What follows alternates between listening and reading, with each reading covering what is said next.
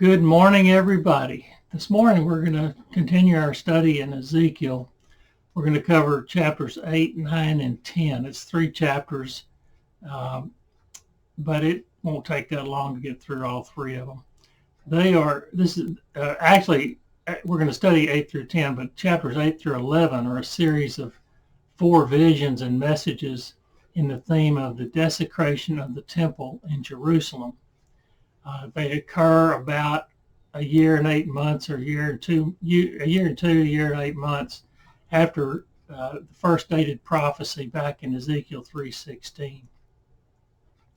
The nation of Israel is already under Babylonian control, but they are allowed worship and priests to perform their duties in the temple complex. So the temple is still standing. It hasn't been destroyed yet. They're able to worship. They're allowed to worship. And the priests have their duties to perform, and they continue on with that. Ezekiel was sensitive to the need for ritual purity, being a priest and from a priestly family.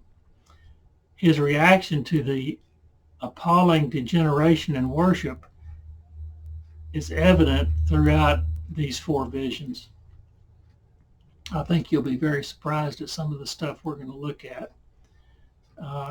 The 4 visions, actually chapter 8 deals with the detestable worship practices or abominations in the temple, including 4 scenes of apostate worship. And I might add, when I say apostate worship, in this case, I mean unimaginable apostate worship. You're going to be very surprised to see what was going on in the temple. Chapter 9 is a vision of divine judgment of the apostate worshipers themselves. Chapter 10 is a departure of God's glory from the temple. That's the thing that is such a indicator and pointer towards God's disdain for the behavior of his people in worship. In chapter 11, which we're not going to look at today, we'll look at next week, but it's the judgment of the evil princes, the religious leaders, and God's departure of God's glory from Jerusalem. But there's also a promise of restoration. I think you'll enjoy seeing that. Okay, so let's look at chapter 8. We'll start with a vision of idolatry in the temple, and let's look at the first 4 chapters. First 4 verses. Oh, there's something I want to read to you first of all. In the days, this is from the New American Commentary about these first 4 verses. In the days of the kingdom of Israel's spiritual decline began the construction of temples to pagan gods on the sacred Temple Mount during Solomon's reign. Solomon married, I think I may have read this before, but Solomon married many pagan wives, and the problem with that, aside from him disobeying God and marrying pagans, he allowed them to bring their gods with them when they moved to Jerusalem or wherever they were, where he married them. And so they brought their worship practices and their idols and all the things that they had been worshiping before, they brought with them to Jerusalem. So, okay, let's start with first 4 verses of chapter 8. In the 6th year, in the 6th month of the 5th day, while I was sitting in my house and the elders of Judah were sitting before me, the hand of the sovereign Lord came on me there. I looked and I saw a figure like that of a man. From what appeared to be his waist down, he was like a fire, and from there up his appearance was as bright as the glowing metal. As bright as glowing metal. He stretched out what looked like a hand and took me by the hair of my head. The Spirit lifted me up between earth and heaven, And in visions of God, he took me to Jerusalem, to the entrance of the north gate of the inner court, where the idol that provokes the jealousy stood. In verse 4, and there before me was the glory of the God of Israel, as in the vision I had seen in the plain, which was that vision we had of chapter 1, where the chariot came with the wheels and the eyes all around, and the beast, the living beings with 4 faces and all that. If you read through there again, you might be a good review for you. Okay, verses 1 and 2, the 14 months have gone by since Ezekiel's call in chapter 3, verse 16. And we're measuring this based on these years and days. We're going to see lots of dates given through Ezekiel, which isn't unusual. We've got a date given right here in chapter 8, the beginning there. You measure that off from earlier dates, we know that we're looking at about a 14-month period from that initial call. He's in his house with the elders of Judah. Remember, there were 70 of them.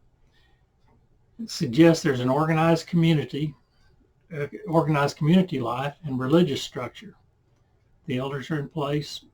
They're still worshiping, so we know that there's some structure there. The hand of the Lord was on me. It means that he is beginning a vision. He is not in Jerusalem. I want you to remember that. Remember, we started back, I'll say that a few times before we get very much further into Ezekiel, but if you go back to chapter 1, verse 1, I believe, we see that he was on the banks of the Kibar River with the exiles. So he has already been taken out of Jerusalem. And this whole book of Ezekiel, he gets by vision. Very interesting to think about it in that light. He sees, so he's not in Jerusalem, but he will see Jerusalem. In verse 2, he sees a figure like a man, very similar, if not exactly like the vision of God in chapter 1, verses 26 to 28. We won't go back and read it, but it was there was a throne and the rakia, if you recall, that platform. I believe we talked about it, or some structure there his throne was above.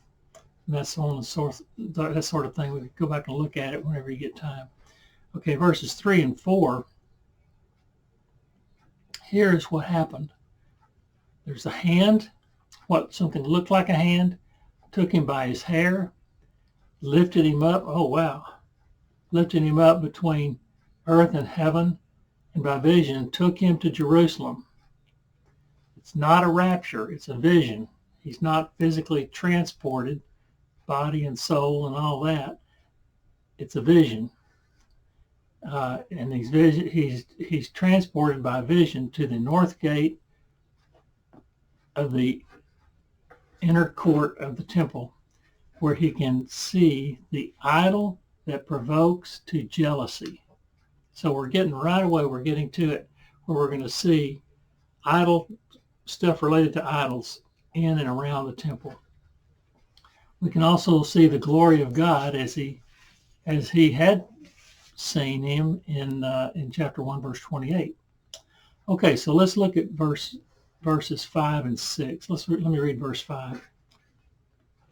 This is the image of jealousy, is the little subtitle I've got on it. Let's look at verse 5.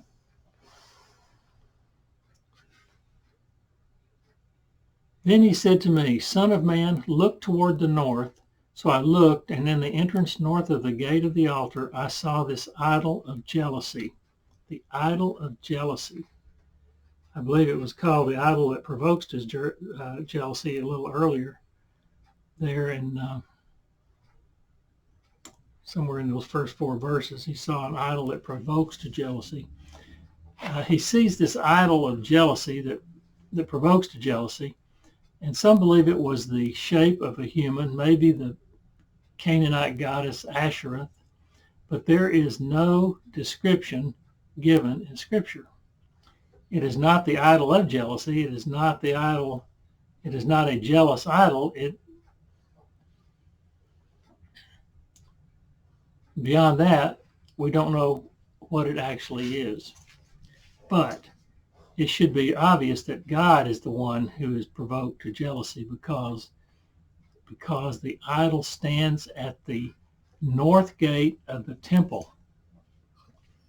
That's God's place, his temple. And you know he's going to be upset. We've got a very good idea of how he's really upset when we're talking about the book of Ezekiel, but you start to get a really good picture of it here when there's an idol standing right there at the north gate entrance to the temple. So anybody coming into the temple, that's the first thing they're going to see. It would not surprise me if it was if it was a likeness or a statue of Nebuchadnezzar. If you think back to Daniel 3, Nebuchadnezzar created this huge statue of himself, and then whenever the music played, everybody was to stop what they were doing and they were to worship him. So he thought of himself as a god, and he wanted worship from the people. So he's the king of Babylon.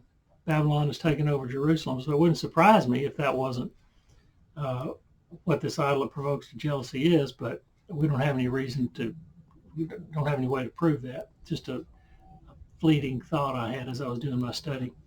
Verse 6, and he said to me, Son of man, do you see what they are doing? The utterly detestable things the Israelites are doing here, things that will drive me from my sanctuary.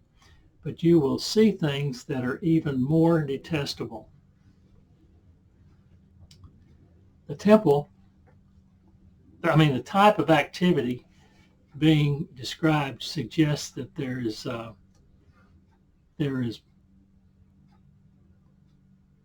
a profound regular worship. Some think probably near the sacrificial altar, or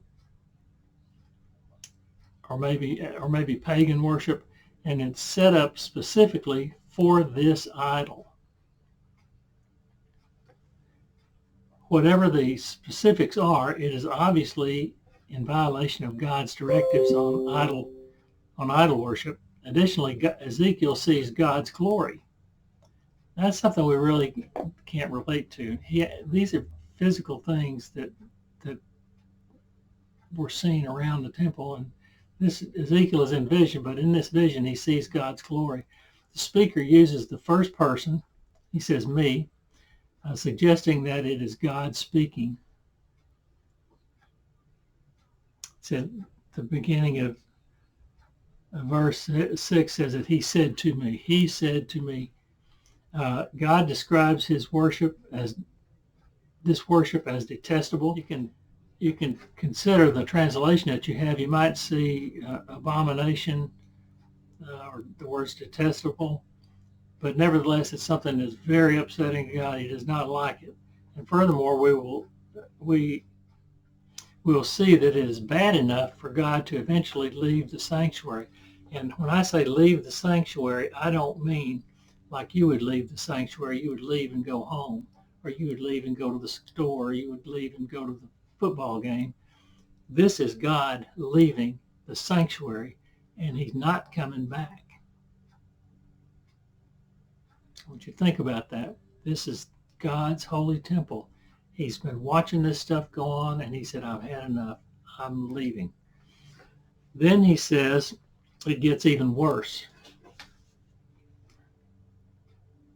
In fact, we see that it's going to get progressively worse. We're going to see 4 or 5 visions here in the temple, and you're going to see by the way they're described, they get, from God's perspective, he describes them as getting progressively worse when he says each is worse than the one that came before. God is jealous. He's righteously jealous for his own possession, his people, and he will not allow it to continue. God does not have infinite patience. We need to remember that. You may think you get away with things for a time, but there's a time when God says enough is enough. He's had enough with his people right here. Okay, let's look at verses 7 to 13. I'm calling this worship of unclean animals. We're in the temple. Let me read verses 7, 8, and 9. Then he brought me to the entrance to the court.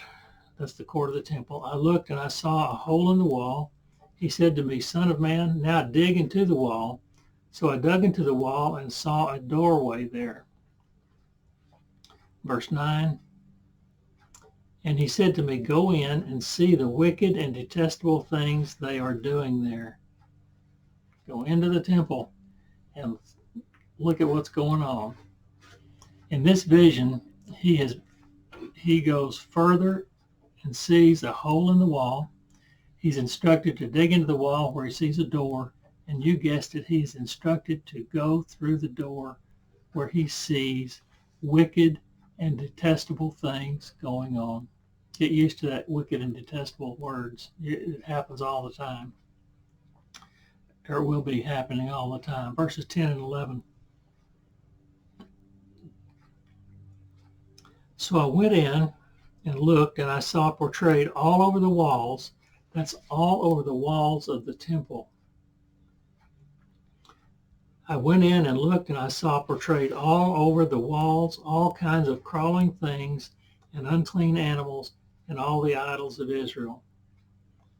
In verse 11, in front of them stood 70 elders of Israel, and Jazaniah, son of Shaphan, was standing among them. Each had a censer in his hand, and a fragrant cloud of incense was rising.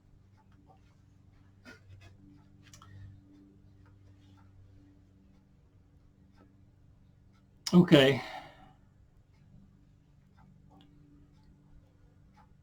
He's behind the wall, and that suggests that it's like a secret chamber. These practices resemble Egyptian worship, and it was invalid here. It's even been called illegal here and under Babylon law, and would have to be considered the same way under Egyptian law. Okay, he sees creepy, crawly things and all the idols of Israel. All of the idols of Israel. You have to stop and think about that. You can just read right past that. Let's go back and look at that. Verse 10. So I went in and looked, and I saw portrayed all over the walls all the kinds of creepy things and unclean animals and all of the idols of Israel. You just read past that without even thinking what you're reading. That's the idols of God's chosen people. The idols of Israel, the people of Israel. Additionally, he sees 70 elders of the house of Israel standing there with censers and incense. These are worship practices. This is the way they worship. They wave these censers with burning incense and the smoke rising and all that. This apostate form of worship, especially by the leaders of Jerusalem in secret in the temple, illustrates how far the people have fallen spiritually. This is not a matter of saying to each his own. You know, if you just feel like you got to worship that idol, just go home and do it. They don't go home and do it. They do it right there in the temple. And we're going to see that there's a place we're going to come to where it says they had their own idols. So I get the impression that they even invent their own idols that they want to worship. So enough of that right now. We'll run across that in a minute.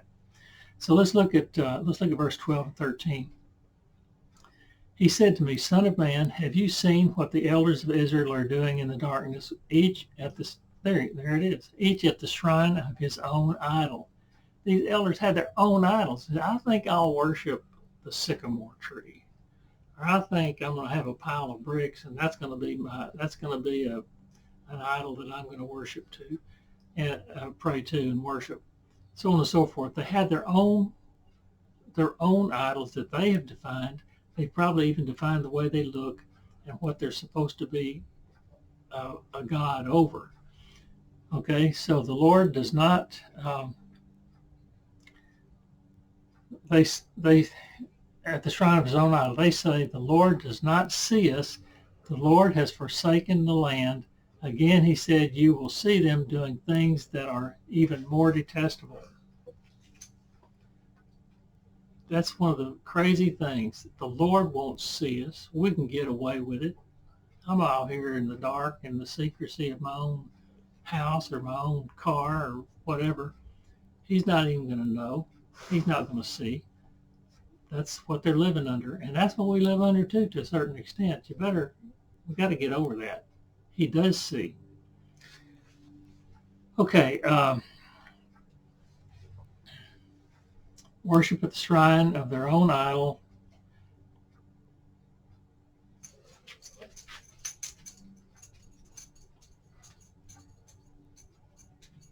And what does it say at the end of verse 13? You will see, at the end of verse 13, you will see them doing things that are even more detestable.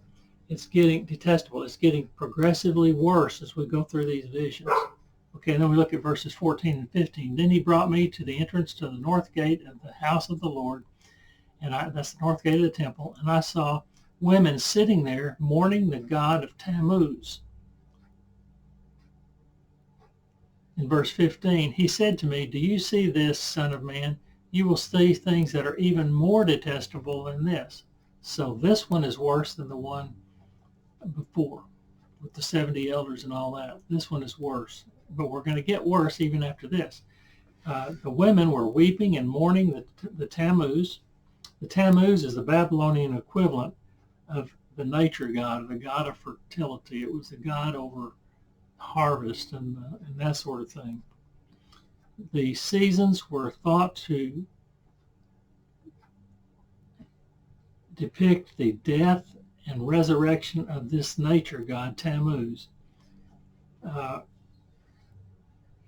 don't want to go make a bigger study than this than it already is, but if you read over to verse 17:5 in Revelation, it talks about the mother of apostate religions. The Tammuz was the son.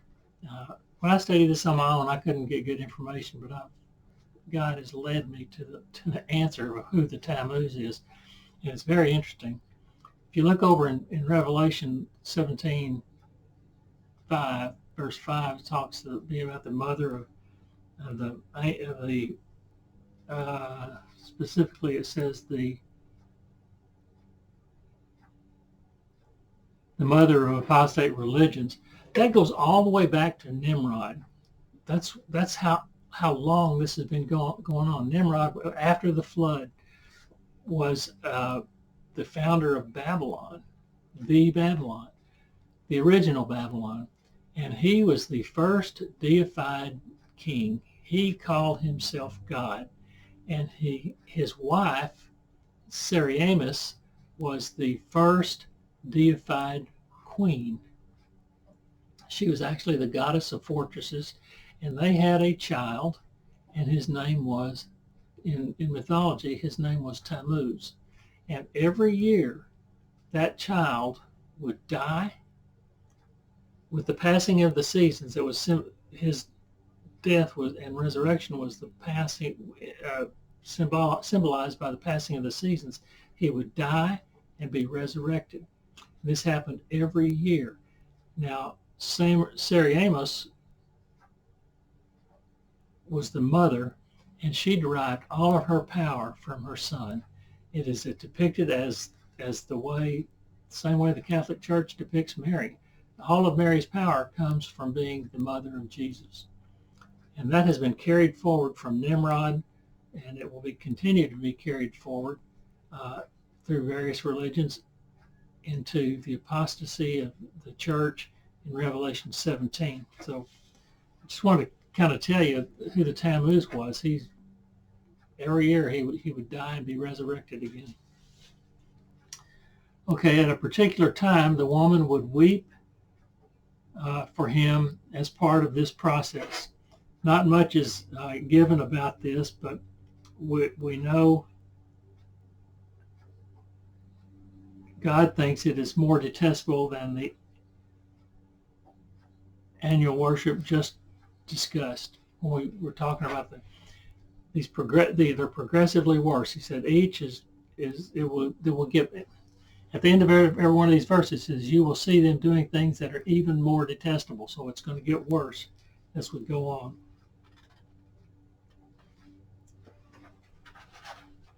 All right, verses 16 and 18 is the worship of the sun. This is where it's really bad.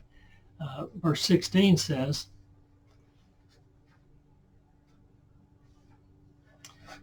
he then brought me into the inner court of the house of the Lord, and there at the entrance to the temple between the portico and the altar were about 25 men, with their backs toward the temple of the Lord and their faces toward the east. They were bowing down to the sun in the east. They were bowing down to the sun in the east. All right. 25 men with their backs to the temple, worshiping the rising sun. They're looking east, so they're worshiping the sun, so they're seeing it as it rises. Their backs to the temple, metaphorically turning their backs on God. It's not too hard to figure that out. They're not identified as priests, even as elders, but it means that they probably were not priests, since it doesn't identify them as priests. I think it's, for some reason, I've got here chapter 9, verse 6 calls them elders. So we can call them elders, but it's not necessary to call them elders. But the description of when this took place where this took place is directly in front of the entrance to the temple sanctuary. Then verse 17, he said to me, have you seen the Son of Man? Have you seen this, Son of Man? Is it a trivial matter for the people of Judah to do the detestable things they're doing here? Must they also fill the land with violence and continually arouse my anger? Look at them putting the branch to their nose. Two questions. Is it not trivial? It is big and imposing to worship in such a manner. It is not trivial. Must they fill the land with violence and provoke me to anger? The answer is no, they don't have to, but they choose to. Apparently, the violence was rampant in Judah, probably as it is here in the United States. It's hard to, we can look back at the time of this stuff that's going on in Jerusalem and say, wow, weren't they bad? But the point I want to make is that was part of their culture. It happened all the time. Maybe not every single person is guilty of it or participates in violence, but it's part of the culture. They say, wow, isn't that bad? Somebody needs to do something about that. That's what we're living under today. We have gun violence all the time. I think I saw the other day that for this year they have shown that there's hundreds of people killed in mass killings in the United States. So we have a culture in the United States, as they had one there, where it was filled with violence. Not only is God provoked by idolatry, we now see he's provoked by violence. Isaiah talks about it a lot. And if we look at Hosea, I want to look at Hosea 4, verses 1 and 2. This is a verse that really impressed me when we studied Hosea, talking about this a culture filled with violence. I want you to remember that the times of Hosea were the times of Assyria taking over the northern kingdom. It happened about 150 years before this business we're talking about with Ezekiel. But here's what they said in chapter 4, verses 1 and 2. Hear the word of the Lord, you Israelites. And it's basically the same in the northern kingdom and the southern kingdom. Hear the word of the Lord, you Israelites, because the Lord has a charge to bring against you who live in the land. There is no faithfulness, no love, and no acknowledgement of God in the land. There is those things they don't have. They don't have faith, they don't have love, and they don't know God, and they don't acknowledge him in any way. But what they do have, they say, is in verse 2. There is only cursing, lying, and murder, stealing, and adultery. They break all bounds and bloodshed follows bloodshed. Now, we don't need to cover that whole verse, but I wanted to point out to you that what they have was murder. That was one of the things. That's not that not every single person would commit murder, but it was a culture of murder. It was like we have now. Some guy he's in a bar late at night and he's getting drunk and he gets into a fight with somebody. He goes out on the parking lot, waits on the guy to come out, and pulls his gun out of the car, and when he comes out, he shoots him. We've got these nutballs that have got assault rifles going into schools, going into shopping malls, and just mowing people down with bullets. It's part of our culture. We're not even surprised anymore to read about it and to hear about it on the news. It's one of those things that happens all of the time. And that's what was going on in Jerusalem and in Israel. It was a culture of violence. Okay. Verse 18. Did I read 18? Therefore I will deal with them in anger. I will not look on them with pity or spare them. This is getting bad. Therefore, because of this stuff that I'm seeing, not just the stuff in chapter 8, but the way things are, therefore I will deal with them in anger. I will not look on them with pity or spare them. Although they shout in my ears, I will not listen to them. How would you like to be told that by God? You can talk to me, you can pray to me, I'm not listening. I'm sure God could go on, but he enumerates these four things as being the most detestable things from the standpoint of idolatrous worship. He says judgment will be visited on them without pity, and it will be complete. It will be complete judgment. He promises that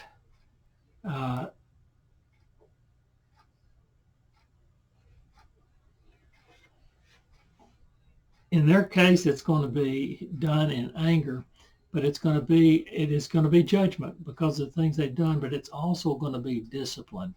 It's going to have judgment meted out to them in such a way as there will be hope for them to return to God. It's not going to be permanent, though it will be permanent for some. But the hope is God wants his people to return to him. The justice of God, I'm saying what a chapter. To really stop and ponder chapter 8 is just incredible. The justice of God demands chastening. It demands discipline. One statement that there is some good in all religions is utterly false. I want you to think about that. We've heard many people say there are many ways to heaven, so on and so forth. Yeah, here's a false religion, but it's got some good about it. It has no good about it if it is an apostate religion that does not worship God in the appropriate way. There is nothing good about it. Spiritually good is what we're talking about. It's not like they run over people intentionally with their cars and they don't get out of the way, or they'll get out and help somebody. It's not that kind of thing. Those are just things of common decency. I'm talking about if you're talking about apostate religion, there is nothing good in an apostate religion. All right, let's look at chapter 9. Chapter 8 ends with the announcement of a coming judgment. Chapter 9 describes that judgment, so this ought to be fun. The interesting part of this judgment is that it occurs in reverse order to the illustrated idolatries. We had those 4 or 5 things in chapter 8, and as we progressed through the chapter, it got worse and worse and worse. I think I pointed that out many times. This judgment of chapter 9 is going to be meted out in reverse order. It's going to start with, we started with the least bad and went to the worst bad. The judgment is to start with the worst and go to the less bad in that order. What does that say about how God thinks of our sin? It means some sin Some sins are worse than others. I want you to think about that. We've talked about in our spiritual lives, in our Bible studies, we've talked about evangelism to the point where we say God's eyes are too pure to look on sin, and one sin will send you to hell. That is true. But the point I want to make to you today is there are still sins that are worse than others in God's eyes. While the little white lie can send you to hell, it doesn't mean that God looks at the little white lie the same way he looks at people that do apostate worship, or people that murder people, or that sort of thing. God has a gradation of sin. Not from the standpoint of salvation. One sin puts you away, into everlasting darkness and hell. But God looks at sin in different ways. All right, so let's look at chapter 9, verse 1 and 2. Then I heard him call out in a loud voice, "Bring near those who are appointed to execute judgment on the city, each with a weapon in his hand." And I saw 6 men coming from the direction of the upper gate, which faces north, each with a deadly weapon in his hand. Some translations say slaughter weapon. Not deadly weapon, but slaughter weapon, each with a slaughter weapon in his hand. With them was a man clothed in linen who had a writing kit on his side. They came in and stood beside the bronze altar. From above the cherubim, on the Ark of the Covenant, and in the Holy of Holies, the threshold, I got way ahead of myself. The guards, 6 of them, will be coming from the north, from the upper gate that faces north. And the guards are from the north, probably symbolic of the Babylonians that come from the north. Okay, we're talking about a vision, and we're talking about a judgment, and we're talking about the whole thrust of the book of Ezekiel is about Babylon being the rod of discipline that God uses. So when it says that these 6 men come from the north, it's probably symbolically talking about Babylon being the ones that are going to mete out God's discipline and judgment. They will be carrying deadly weapons. They're called guards in some translations, one of in charge of Jerusalem with authority to administer discipline. They're called men. I think I already pointed out they're carrying, the NIV says deadly weapons. King James says slaughter weapons. Just wanted to point that out, just to understand what kind of weapons we're talking about. It's a weapon that is used and designed to be used to slaughter. They are called men, but it is apparent they are more than human. They are divine messengers. It's the vision. They are divine messengers or angels in the vision, and God personally summoned them in verse 1. But the reality of it is they are Babylon, the Babylonian army. There was a 7th man with them. He was clothed in white linen with a writing kit, the kind that professional scribes carried. Notepads, scrolls, I don't know what all they carried, but they were designed to write things down as they occurred, to take notes, that sort of thing. So there were 7 of them. 7, the symbolic number of completeness in the Jewish apocalyptic literature. And this suggests that their actions would be conclusive, complete, and thorough. They're coming in judgment. So the number 7, from that perspective, is particularly significant. Okay, verses 3 through 6. Let's read that. Chapter 9, verses 3 through 6. Now the glory of the God of Israel went up from above the cherubim where it had been, and moved to the threshold of the temple. Then the Lord called to the man clothed in linen, who had the writing kit on his side, and said to them, go through the city of Jerusalem and put a mark on the foreheads of those who grieve and lament over the detestable things that were done in it. Verse 5, that's a long 3 and 4. Now let's look at 5 and 6. As I listened, he said to the others, follow him through the city and kill without showing pity or compassion. Slaughter the old men, the young men and women, and the mothers and children, but do not touch anyone who has the mark. Begin at my sanctuary. So they began with the old men who were in front of the temple. Wow. From above the cherubim, on the Ark of the Covenant in the Holy of Holies, the threshold of the sanctuary went to the front door of the temple. This is the first stage of departure from the temple. I told you God's glory is going to leave the temple. This is the first stage. The man with the writing kit was an instrument of God to go through the city.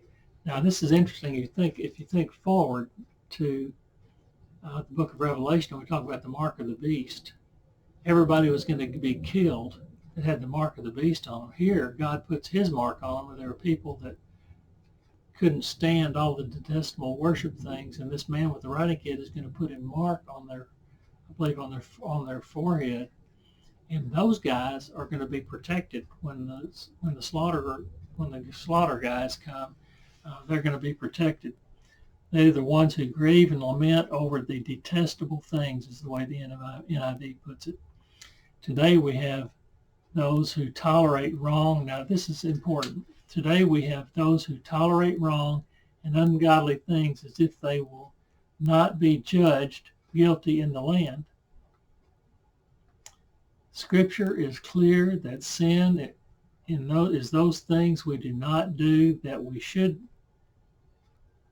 as well as those we do that we shouldn't. Those are sins of omission and sins of commission. I am sure that many looked on the detestable things with tolerance and maybe said, at least I'm not the one doing that. The heart is what God judges.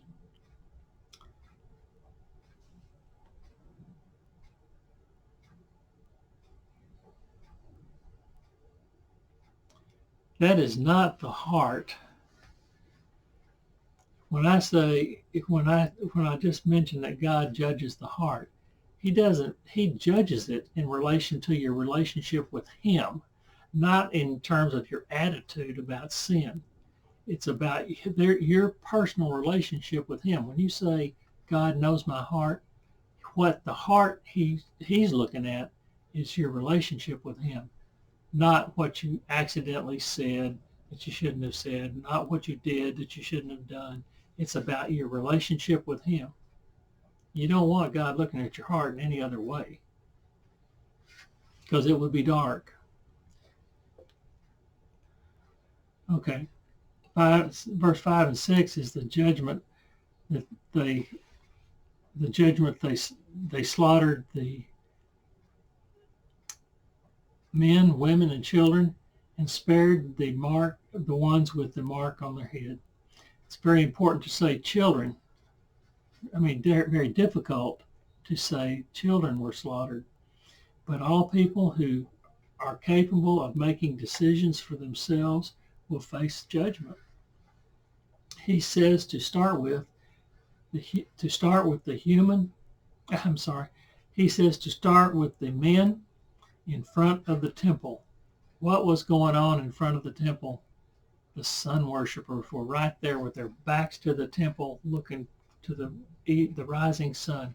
That's where he started. If you recall, that was the one that he said when he progressed through those things in chapter 8, the very last one, the very worst one, was the sun worshipers. That's where he's starting with this slaughter. All right, let's look at verse 7 and 8. Then he said to them, defile the temple and fill the courts with the slain. Go. So they went out and began killing throughout the city. I want you to understand, again, this is ultimately what Babylon is going to do when they attack Jerusalem.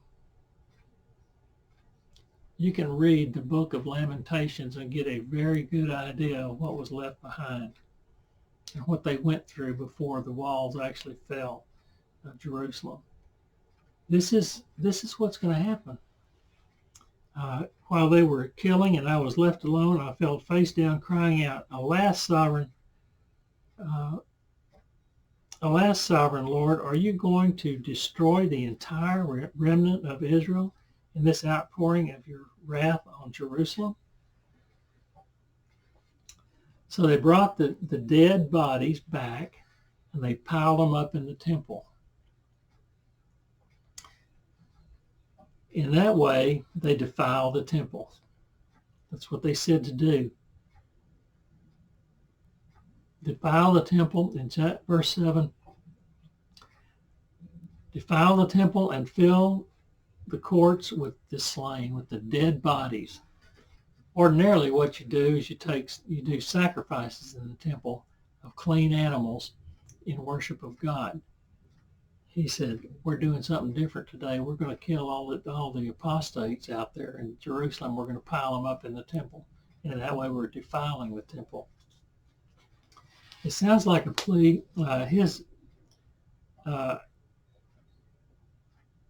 was upsetting for Ezekiel in his vision, and it sounds like a plea for mercy, but I'm not sure that it is. He said, are you going to kill even the remnant? That's what he said there, and it seemed like it was verse 8. Knowing the sin or the wickedness of the people and the fact that they bring their judgment on themselves, it is still difficult for Ezekiel, being tough and outspoken. He still had a compassionate heart. And look what he said, are you going to kill even the remnant?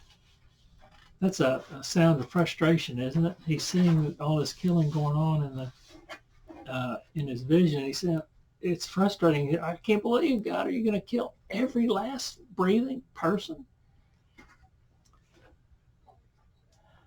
Verse 9 and 10 are God's answer to Ezekiel's plea. Let's read verses 9 and 10. He answered me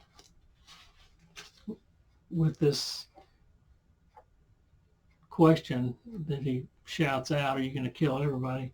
In verse 9, God says, he answered me, the sin of the people of Israel and Judah is exceedingly great. The land is full of bloodshed, and the city is full of injustice. They say the Lord has forsaken the land. The Lord does not see. Remember, they thought they were doing everything and getting away with it. You know, God can't see me here. It's dark. I'm down here in southern part of the sin area, wherever it is, where God never goes. He's not going to know I'm down there. I can get away with that all the time. He said, they say the Lord has forsaken the land. The Lord does not see. Verse 10, he says, so I will not look on them with pity or spare them, but I will bring down on their own heads what they have done. Wow. This is God's answer to Ezekiel's plea. God's judgment is set in concrete. Now I want to make this point clear. God will take your repentance and my repentance anytime we want to give it. There could be a total change of heart by the entire people of Israel. But the point is, it's too late to avert disaster. The judgment is set in place. Babylon is coming. Babylon is there by now already.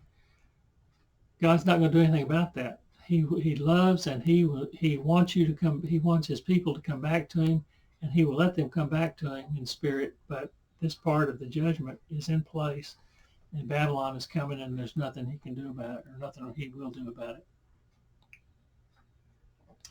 Okay, let's read verse 11. Then the man in linen with the writing kit at his side brought back word saying, I have done as you commanded. The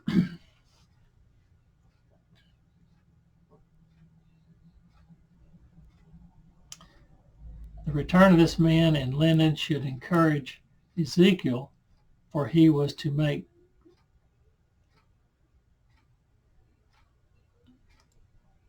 because he was to make sure to save some from death, those that were marked. The man comes back and he said, I've done what you ask. Now, Ezekiel had already had this big uproar, are you going to kill the last breathing soul in the country? The man in linen comes back and said, I've done what you asked, meaning those few that got the mark have been saved. So he should be encouraged by that. Okay, chapter 10 has 4 scenes in it. There's a man in white commanded to take coals from between the cherubim. There's a vision of God's glory moving to the threshold and pursues and pauses as fire purges the city. Remember, God's glory is in the process of leaving the temple. The cherubim are described, and the glory of God moves to a position above the cherubim, and with them to the east gate and out of the temple. All right, let's look at chapter 10, verses 1 and 2. The man in white, verses 1 and 2, chapter 10. I looked, and I saw the likeness of a throne of lapis lazuli above the vault that was over the heads of the cherubim. The Lord said to the man clothed in linen, go among the wheels beneath the cherubim, fill your hands with the burning coals from among the cherubim and scatter them over the city. And as I watched, he went in.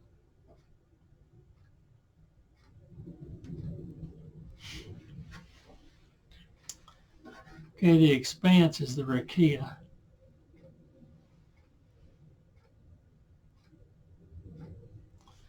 Or the vault.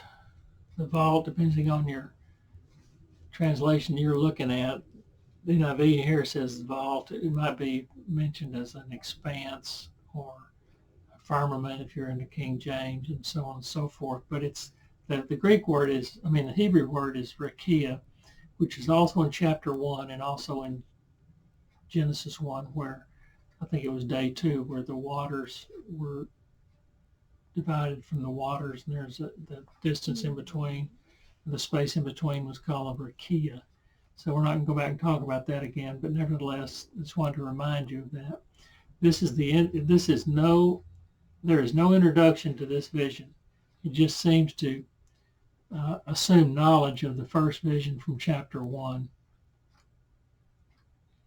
We're going to see a lot of the stuff from chapter 1 reoccurring right here in this vision. The wheels, such as the wheels beneath the cherubim, they were actually called cherubim here. In chapter 1, they were called living creatures. The man is commanded to gather coals from among the cherubim, and that was from chapter 1, verse 13. The fire and the coals were between them, and scatter them over the city. Now, what do you think is going to happen when they scatter those coals over the city? The city's going to burn.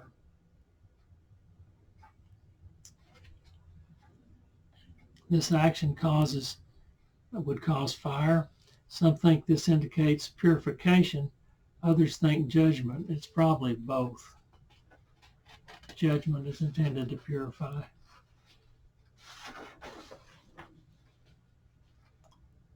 Okay, verses 3 through 8 is about the glory of God. Let's look at verse 3. Let me read verses 3 through 5. Now the cherubim were standing on the south side of the temple when the man went in, and a cloud filled the inner court. Then the glory of God rose from above the cherubim and moved to the threshold of the temple. The cloud filled the temple, and the court was full of the radiance of the glory of God. In verse 5, the sound of the wings of the cherubim could be heard as far away as the outer court, like the voice of the God Almighty when he speaks. A lot of that we talked about and we saw in Ezekiel's vision in chapter 1. It sounds a lot like Isaiah 6 as well. When Isaiah got his call, there was smoke in the cloud, and there was the voice of God, and there was a lot of shaking and trembling and things like that. The wings of the cherubim could be heard. Remember, the vision that was made by the wings when they would move. Here, either they are moving or they were ready to move, because we heard some noise. All right, verses 6 through 8. When the Lord commanded the man in linen, take fire from among the wheels, from among the cherubim, the man went and stood beside the wheel. Then one of the cherubim reached out his hand to the fire that was among them. He took up some of it and put it on the hands of the man in linen. Put it into the hands of the man in linen, who took it and went out. Under the wings of the cherubim could be seen what looked like human hands. That was part of the chapter 1 vision. The cherubim took fire and gave it to the man in linen, and he took it and went out. What do you think he was about to do with it? He was to do the scattering of verse 2. All right, so let's read verses 9 through 14, talking about the cherubim. The cherubim are covered in 9 through 17.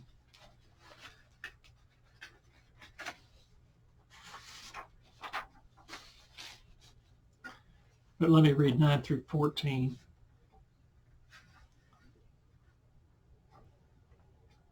It's lengthy, but just listen here.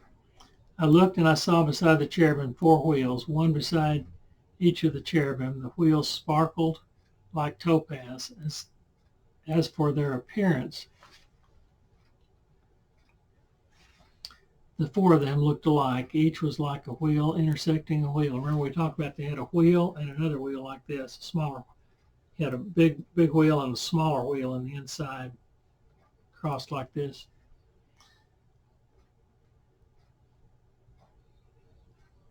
And as they moved, they would go in any one of the 4 directions the cherubim faced. The wheels did not turn about as the cherubim went. They didn't do any of this turning. They went straight until they got to the point where God defined it. The cherubim went in whatever direction the head faced without turning as they went. Their entire bodies, including their backs, their hands and their wings, were completely full of eyes. And this should be familiar to you if you read that chapter 1. If you remember going through it, everything was full of eyes, as were their 4 wheels. In verse 13, I heard the wheels being called the whirling wheels. Each of the cherubim had 4 faces. One face was that of a cherub, the second face of a human being, the third was the face of a lion, and the fourth was the face of an eagle. Pretty much the same as chapter 1, but it's a different vision, no doubt. But here we get additional information.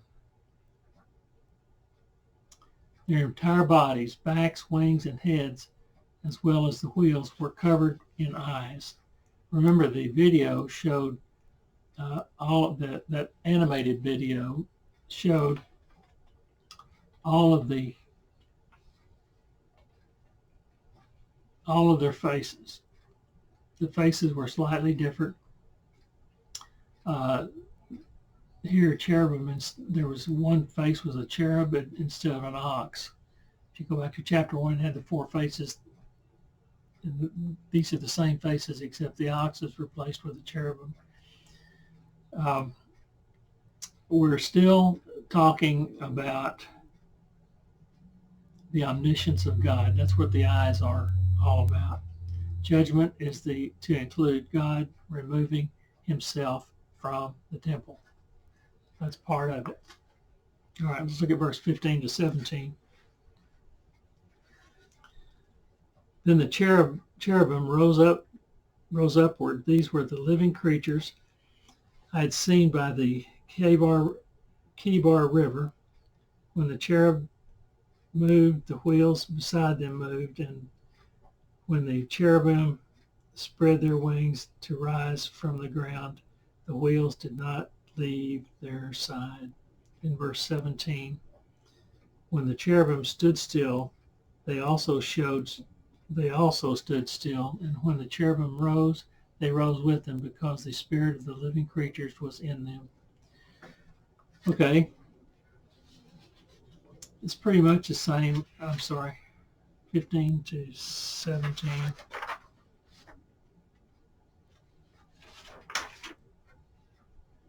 Well, I just read it. I didn't really have any comment.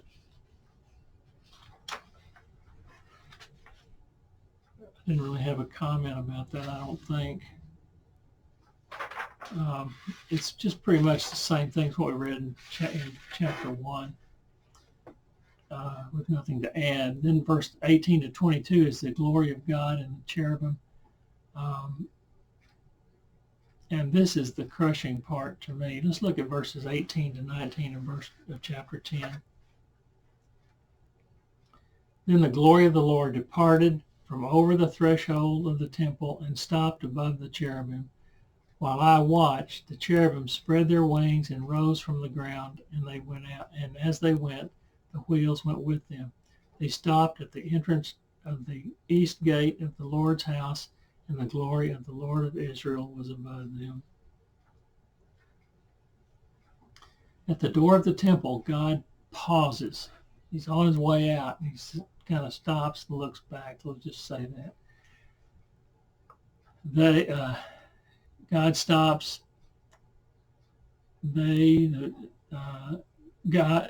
God and the cherubim stopped at the east gate,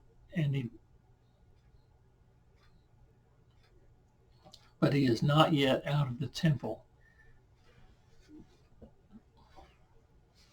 God withdraws from unholy worship. He can't be part of it. We cannot come before the Lord at any time in any way we choose.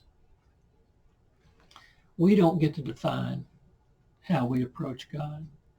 God defines what's acceptable in our approach to him. I don't know if that's how you dress, how you talk, what the attitude of your heart is, for sure.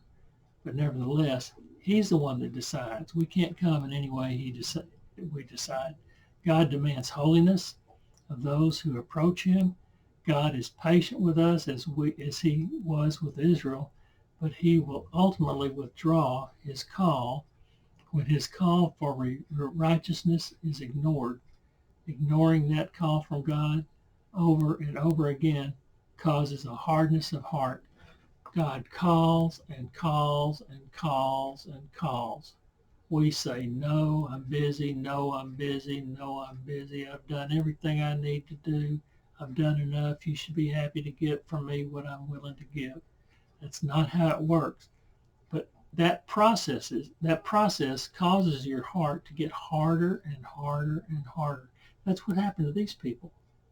This is 150 years after the northern kingdom fell to Assyria. And it even goes back further than that, even to the days of Solomon. Solomon just started there and got continually worse and worse and worse. Their hearts were hardened over time. I think that God vacating the temple is more than departing, so that judgment can continue. So that is more than departing, so that judgment can continue. I think it is part of the judgment for an existence without God is judgment. God's going to vacate his people. Just think about that. What would your life be like if God was not around? That's what we're talking about. All right, in conclusion, let me just read the last 3 verses, 20 to 22. These were the living creatures I had seen beneath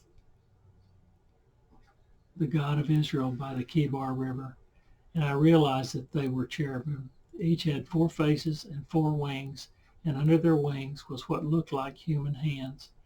Their faces had the same appearance as those I had seen by the Kibar River. That was chapter 1. Each one went straight ahead. When I say straight ahead, then I'm through. Those wheels went straight. They didn't veer off to the left. God says, here's my purpose. We're going there. Right straight there. And that's what they did. All right, that's all I have for you today. Next week, we're going to study chapters 11 and 12. Thank you for being with me.